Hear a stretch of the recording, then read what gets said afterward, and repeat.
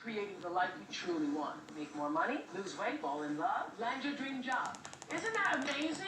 This is life-changing. I'm ready for that, yeah. Okay, now the choir's going. Jump in and anybody find out the secret and see why people everywhere are talking about it. When I heard that for the first time, my eyes watered. Next.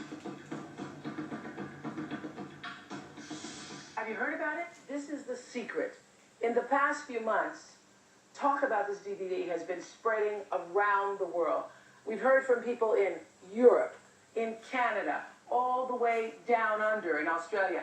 I have to tell you, in one day, 6 people told me about this DVD. I mean, and I hadn't heard about it when the first person told me.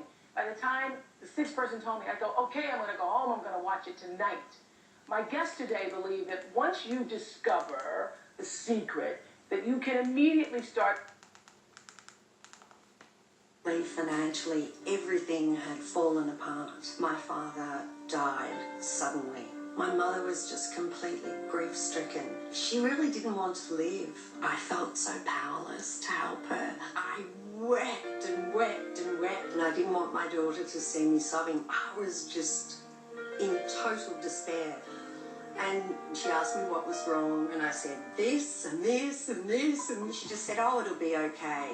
And then she got a book, and she said, here, Mum.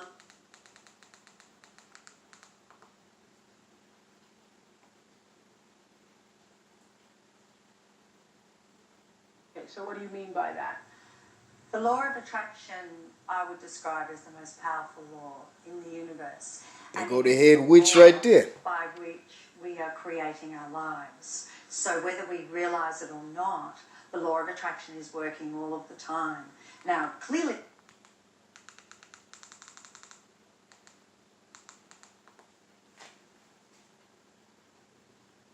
'90s, when you had the explosion of neo-paganism and Wicca and all these books marketed towards what they now call twitches, like teenage witches. And you would find these,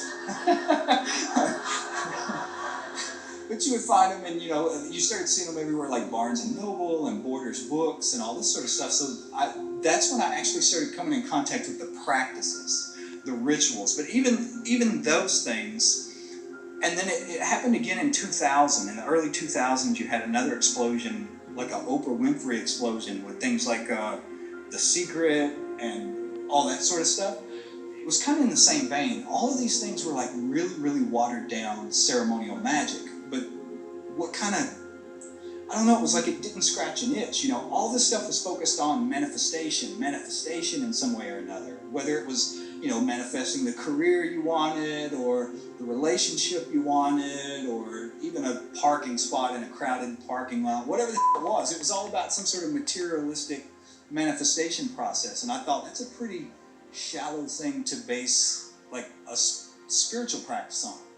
It was only after I was in prison in my early 20s that I discovered what ceremonial magic really was. A lot of people still to this day think it's only about manifestation. It's not a religion.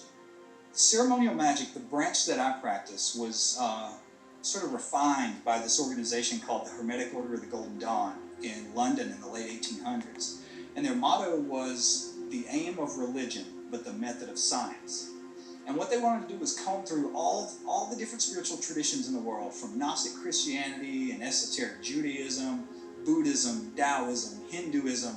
They wanted to get to the core of the practices, not the dogma, not the beliefs, but the actual practices, the visualization, the breath work, the vibrations. They wanted to find what worked, how it worked, why it worked, and how they could make it work better. While those who practice this modern form of the secret or manifesting or the law of attraction, most are unaware of the sinister foundation it is built upon. You may hear a celebrity say something like, sometimes you just have to work and write and create even when you don't feel particularly inspired, because I think when you continuously show up, you show the universe that you are capable of bringing this idea to life and manifesting it in the way that it's supposed to be manifested, and like spiritual in that way, where I think that the universe pays attention to that and it will give you better ideas. I play because I love the game and I'm fiercely competitive, and when I step on that field I expect greatness from myself and my teammates, And I believe in the power of manifestation, the desires of your heart into reality.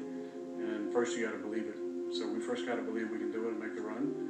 And then once we start believing and start playing the right way, then you see everybody else like yourself start believing. You won't be saying like, what if it doesn't go right? And then when everybody else is believing in the city, then there's a never-ending, unstoppable wave of positivity and energy that we're going to take all the way to the end. Yeah, and I also feel often that that things that I repetitively think about or say, I'm able to manifest.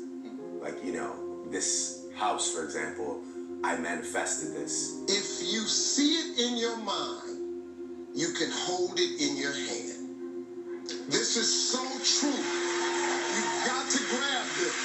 You got to create dream boards. You got to put the new car up on your mirror. Put the weight you want to be on the refrigerator. If you can see it in your mind, you can hold it in your hand. That's the law of attraction. That's what you bring to you. This practice comes from those with a far more